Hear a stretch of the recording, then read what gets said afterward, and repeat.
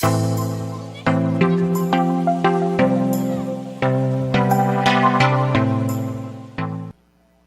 is the summary of The Richest Man in Babylon by George S. Clason.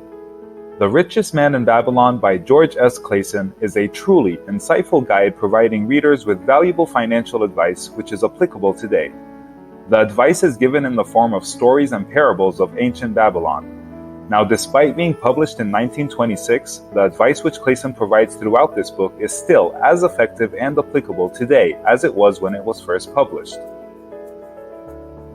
The mediocrity cycle.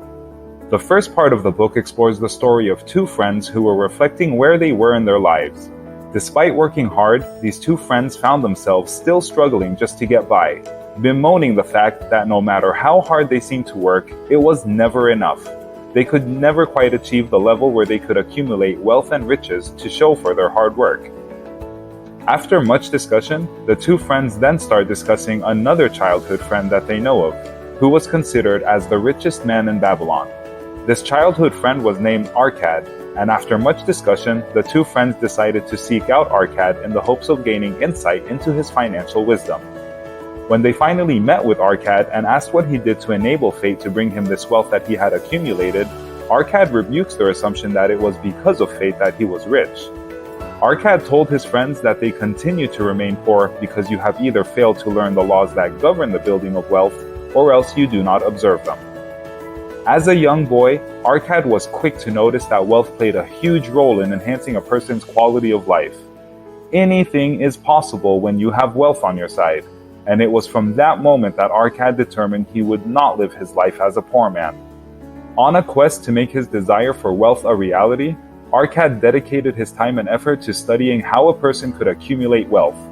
He worked as a scribe in the beginning and spent many hours toiling over the tablets, writing down laws. One day, he asked a particular client who happened to be a moneylender if he would be willing to teach him some of the secrets about money. The man agreed to take Arcad under his wing and be his mentor, and he began by teaching Arcad that a part of what you earn must be yours to keep. You must begin by paying yourself first. The cost of everyday living can quickly eat away at your income, and when that happens, the moneylender pointed out, you become a slave to your job. He encouraged Arcad to simply start by saving 10% of his income. The money that he ends up saving will eventually become money which he can use to start investing, which is when your money starts working for you. He taught Arcad that it was not how much you managed to save that matters, but the act of paying yourself from every income that was earned. That was how Arcad witnessed his savings growing into a satisfying amount over time. The moneylender in turn was pleased with what he observed and asked him to help manage part of his real estate. He would later go on to share his profits with Arcad.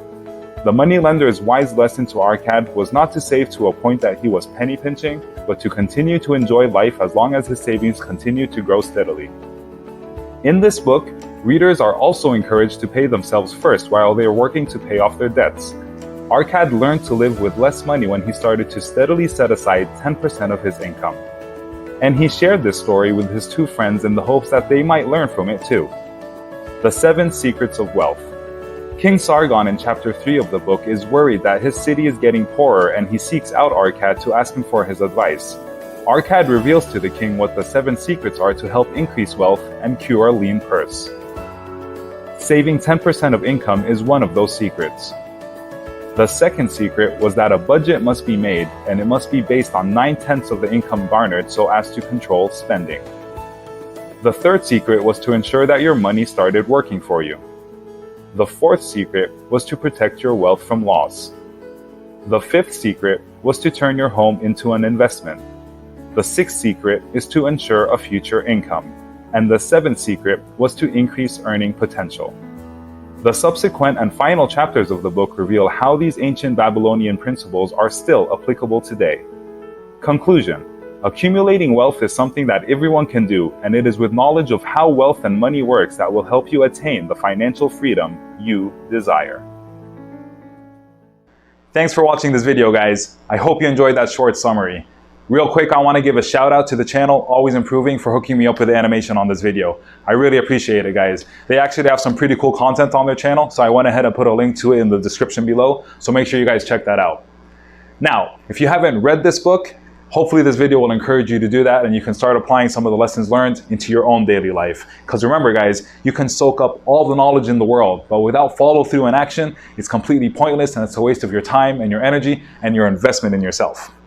All right, last but not least, before I sign off here, just a quick reminder, if you guys enjoyed this video and you found value in it, please make sure to hit that like button and make sure to share it. And if you haven't done it yet, make sure you hit that follow or subscribe button because it goes a long way in helping to support our channel, and I would really appreciate it. Until my next video, you guys take care and stay safe, and I'll see you then.